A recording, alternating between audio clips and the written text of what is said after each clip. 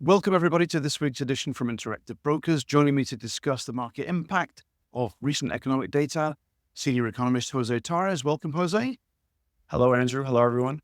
And Interactive Brokers chief strategist Steve Sosnick. So let's start with Jose. You'd expected a softening in the labor market for September, but instead the non-farm payroll reading blasted through everybody's expectations. Can you explain the strength of the report to the audience, Jose? Sure. The pace of hiring accelerated for its third consecutive month to its loftiest level since March.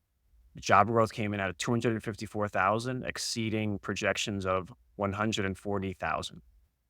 Looking under the hood, revisions were also upgraded. The past 2 months, July and August, were revised upward. The unemployment rate ticked down to 4.1%. Wage pressures stayed hot at 0.4%. As far as sectors, though, we still had a non-cyclical tilt with education, health services, and government comprising roughly 45% of the total. There was also a lot of concentrated progress in the leisure and hospitality sector. That sector added almost 80,000 jobs. Also has help from construction. But outside of those four, job growth was pretty tempered and consistent with what we've been seeing in other surveys. Corporates overall, they don't want to hire that much, but they're also not letting go of labor either. Against the backdrop, interest rates rose significantly, and Fed easing expectations also were subdued. Folks were expecting another supersized 50 basis point reduction from the Fed again, perhaps in November or December, but that seems to be off the cards for now. Steve, from economic data and throwing there a downwards glide for inflationary pressures that Jose just hinted at, that's got to be a win for the stock market. What's your take on global markets at this point? If all comes to pass, that certainly is a good glide path. I don't know that we can be so quick to just dismiss the stable prices portion, and because if wages continue to increase faster than expected, 0.4 faster than expected, 0.4 annualizes to well above the 2% inflation target. I don't know that the Fed can necessarily declare a victory on the stable prices portion of the mandate, nor can they focus too heavily on the maximum employment portion of the mandate. But to be blunt, none of it matters to stock investors right now. They don't care. Good economy, good for stocks. Rate cuts, good for stocks. Martians land on Earth, good for stocks somehow. It really doesn't matter because the mindset is every dip should be bought and every rally should be chased and every trend should be followed. I'm obviously being a bit facetious there. And so if you're reading the transcript, understand there's a little bit of sarcasm in that. But bottom line is investor psychology in stocks remains very strong, at least as we're taping this Monday. This could all change after we get PPI and CPI later this week, after earnings season starts on Friday, semi-officially with JP Morgan. I'll be looking for what the guidance is because a lot of good news is priced into stocks. For those who are disappointed that 50 basis points seems to be off the table for now, realize that double-digit earnings growth is priced in for 2025. And so we need the companies to reaffirm their guidance. It no longer really matters too much if companies beat their estimates. It's a necessary condition, but hardly a sufficient condition in an era where 75 to 80% of companies routinely beat their earnings estimates. So the question then is investors are looking to the future, as well they should be. And it'll be crucial to hear whether the company's guidance reflects the better economic tone that at least seemed to emerge last week. So, Jose, on the one hand, things are very much going in the way of Powell and his colleagues at the Federal Reserves, and that includes resolution of the dock workers' strike last week. But then there's the tension in the Middle East, and that's really a huge worry that stocks can blow off a little bit. How much should U.S. investors fear an escalation of such conflict in the Middle East? I think it's an important consideration. You have an election going on right around the corner. You also have oil prices up significantly, up to around $75. They were about $65 a few weeks ago. That's also contributing to higher interest rates, particularly in the long end. In fact, folks were really surprised. Folks from realtor offices, from automobile dealerships, They called me after the Fed's 50 basis point supersized reduction, and they were concerned that the rates that they're working with haven't come down. And that's really what's been going on in the long end, is protesting the 50 basis point reduction by the Fed and alluding to what Steve said earlier, perhaps thinking that the Fed is too complacent on its inflation mandate. Former Chair Bernanke used to talk about how oil price shocks are nightmares for monetary policy officials.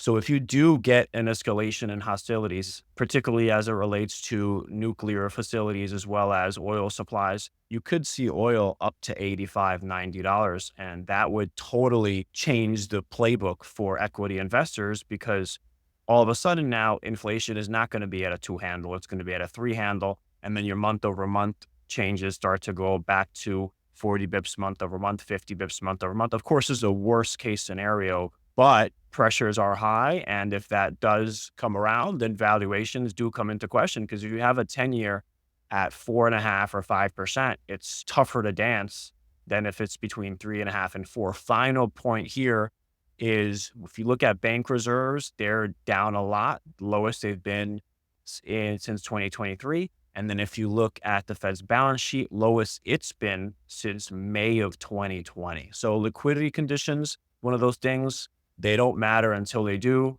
and they could start to matter in the next few weeks. Let's move on to the Far East now. Steve, there's been a lot of activity in China from the government and the monetary officials there that's sparked a big rally for Chinese stocks. What's your take on that? Are things maybe overdone a little bit? To some extent, I am fearful of that. And I guess the thing to keep in mind was the measures that were taken, and I laid them out in a Trader's Insight piece last week. And I urge you all, if you're curious to see what they did, I just put them all basically in a list in one of the pieces I wrote. It's a lot of stimulus, and stocks were correct to jump on that news. The issue is, though, was 25% up in a week perhaps a bit much?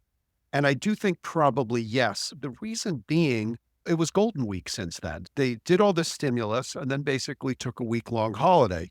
So I do believe there was a certain amount of panic buying, window dressing, short covering, all that pushed the rally up, maybe a bit more than warranted. A rally was warranted. I don't know that 25% in a week was warranted. So I have to think partly as an investor, partly as a trader here. The investor in me says, great. And I think from a global point of view, since I always prefer to root for a stronger global economy than an economy that requires massive rate cuts, a stronger China is helpful to that. On the other hand, the trader in me says that's a long way in a short period of time with some very specific seasonal factors. And we did see client activity really pick up in Chinese names, although I will note that it was largely two-sided. Our customers were trading around it, at least in the very, very limited data that I see in terms of customer activity. So this was not necessarily everybody jump into the pool, at least internationally. I think a lot of it was domestic. I think a lot of it was timing considerations. Overall, I'm going to throw it over to Jose for one sec. The Chinese economy seemed to be really sinking into the role of basket case.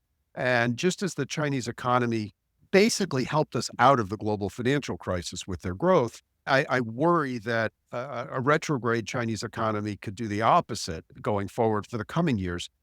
Do you agree that we need a healthy China and what they did was warranted, or maybe just a little bit of a Band-Aid on a huge problem? Well, Steve, I think that part of it was they were jealous that equities all around the world were rallying so much. And one thing that the Chinese love to do is they like to differentiate themselves from everyone else. So if everyone else is easing, they're not easing. If everyone else is tightening, then now they're easing.